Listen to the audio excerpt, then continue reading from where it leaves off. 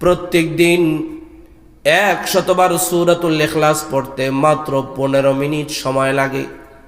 কয় মিনিট? মাত্র 15 মিনিট সময় লাগে সূরাতুল ইখলাস 100 বার পড়তে। নবী কয় 100 বার সূরাতুল ইখলাস যে পড়বে আল্লাহ তাআলা তার জন্য জান্নাতে 10টা বাড়ি বানাই দিবে। তাহলে এই কোরআনটা পড়লে লাভ না লস? বেশি না কম? এই পুরা ভরা মজমা থেকে মাত্র 10টা ব্যক্তি চাই যারা প্রত্যেক দিন 15 মিনিট আল্লাহর সাথে প্রেম আলাপ করে কথা বলে বলে কোরআনুল কারীমের সূরাতুল ইখলাস 100 বার পাঠ করে আল্লাহ তাআলা কাছ থেকে 10টা জান্নাতে বাড়ি নিয়ে নিবে। এমন কে কে আছে? না না না না, নামান কষ্ট করে উঠেন না। যারা পড়বেন শুধু তারা উঠাবেন যে আমি পড়বই পড়বো, পাক্কা এরাদা। এই কষ্ট করে সবাই উঠেন না, আমি পড়বই পড়বই পড়বই। এই এই ওই তুমি পড়বা, এই যে যুবক ভাই সত্যি পড়বা ইনশাল্লাহ। এরপরে ওই যে মাঝখানে যে বাইরে উঠাইছেন, এই এই পড়বা, এই তুমি পড়বা, ঠিক তো? সত্যি? তাহলে বলেন আল্লাহ আমাদের তৌফিক দান করেন। মাশাআল্লাহ, আমি বইলা উঠায় দিলাম, কবুল করার মালিক। আপেলের দোকানে গেলেন, আপেলটা ধরলেন, বিক্রেতাকে জিজ্ঞেস করলেন ভাই দাম কত? দামটাও আপনাকে বলল। বিক্রেতা বলতেছে ভাই তাজা আপেল, মাত্র পেটি থেকে বের করছি। ঘুরায় গাড়ায় দেখলেন, দেখার পরে আপনিও দেখলেন ভালো, বিক্রেতাও বলে ভালো। দাম কত? কয় কম, সাশ্রয়ী দামে। সব কিছু ঠিক আছে, কিন্তু হঠাৎ করে বলতেছেন আমি আপেলটা নিব না। হয় কি না? আমি আর আপনি যত আমল করি অনেক ভালো অনেক ভালো, আমার আপনার রব, আমার আপনার মালিক যদি কয় তোর আমল আমি নিমু না, তিনি যদি বইলে ফেলে নিব না নিব না, উপায় আছে? তাহলে এই জন্য আল্লাহর কাছে কাকুতি মিনতি করে বলতে হয় আল্লাহ দয়া করে আমার আমলটা নেন, দয়া করে নেন, দয়া করে নেন। লক্ষ্য করে দেখেন না, ওয়াইদ ইয়ারফাউ ইব্রাহিমুল কওয়াইদা মিনাল বাইতি ওয়া ইসমাঈল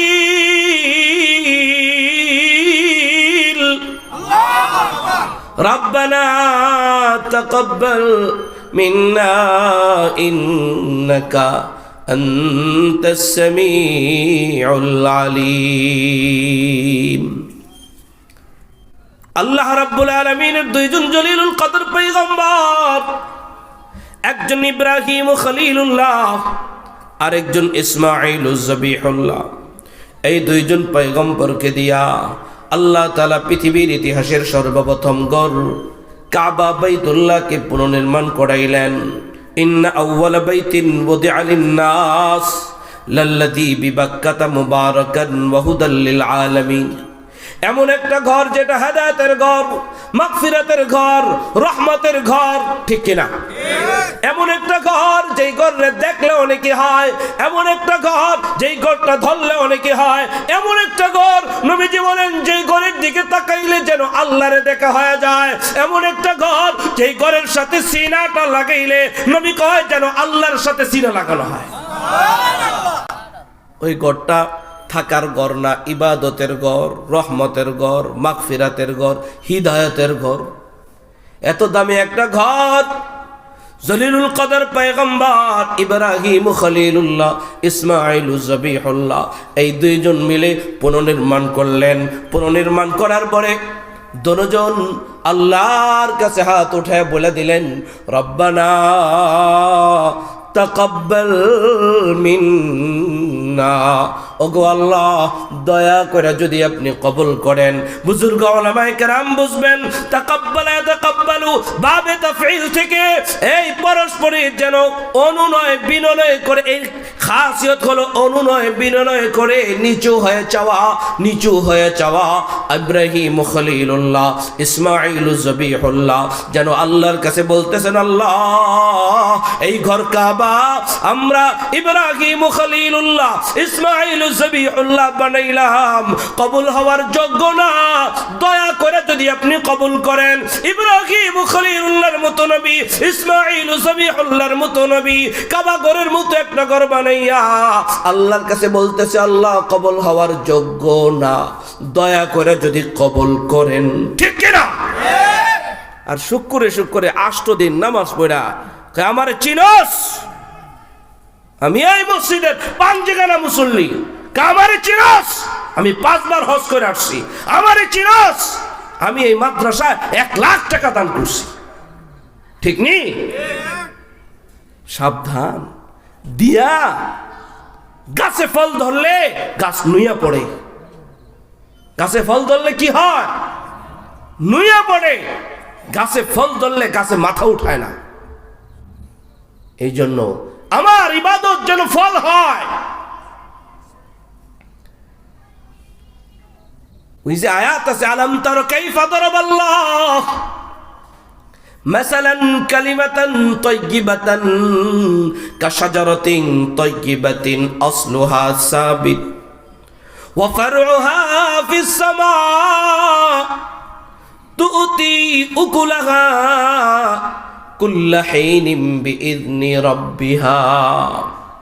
আজকে ফল লাগাবেন, কালকে ফল খাবেন, দুনিয়াতে তেলাওয়াত করবেন তো আখিরাতে বাড়ি পাবেন।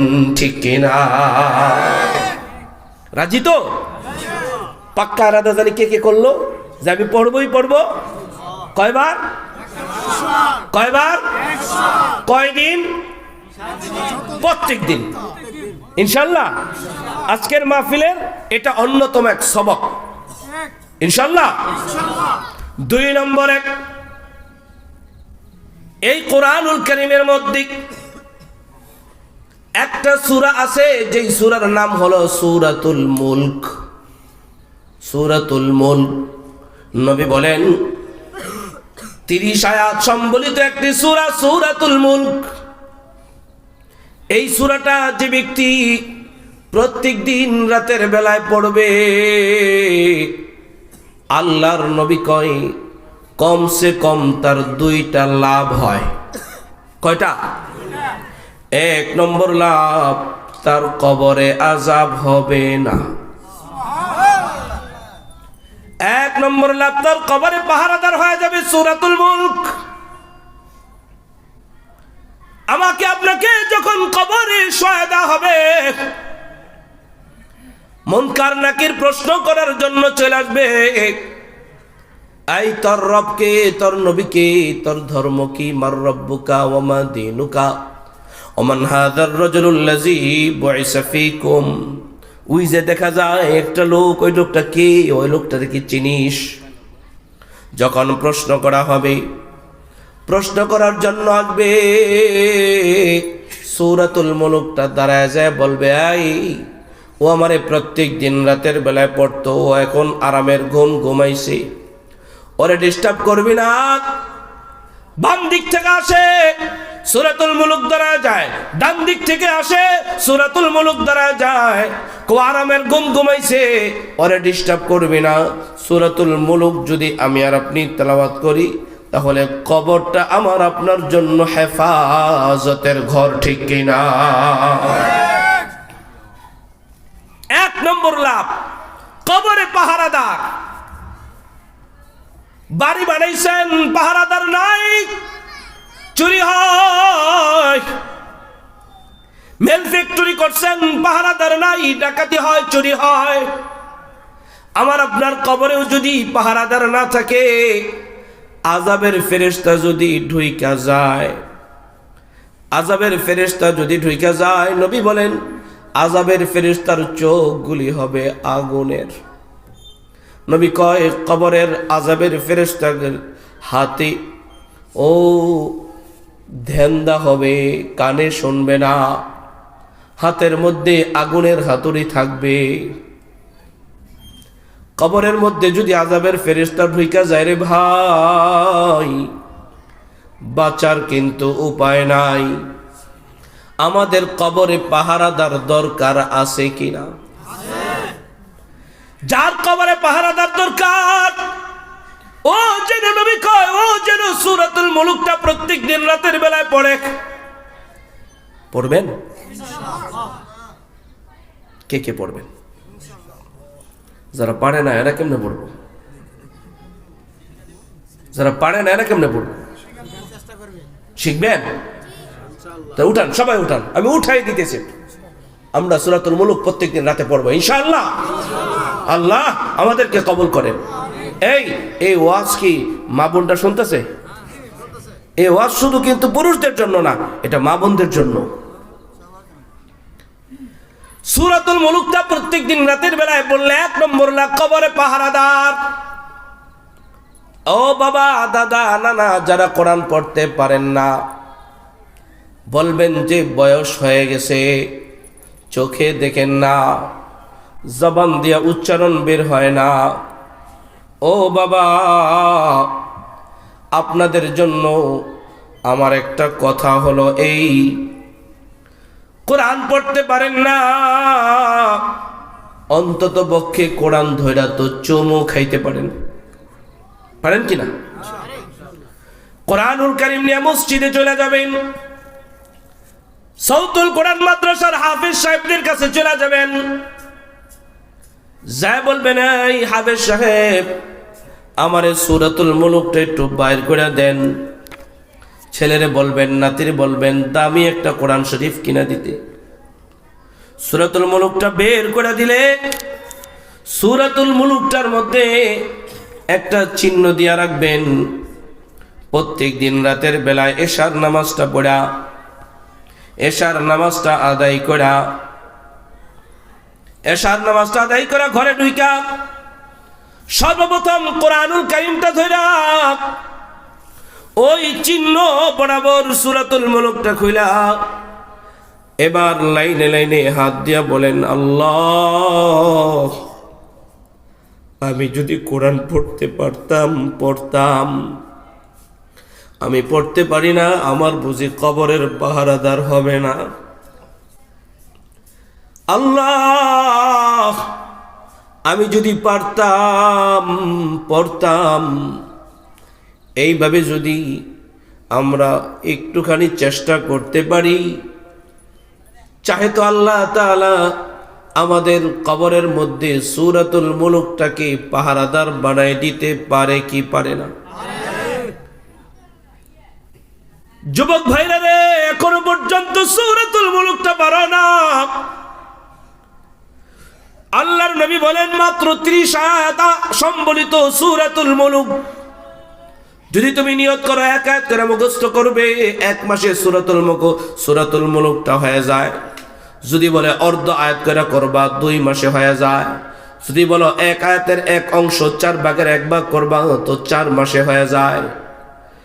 ও তোমাদের কে 1 বছর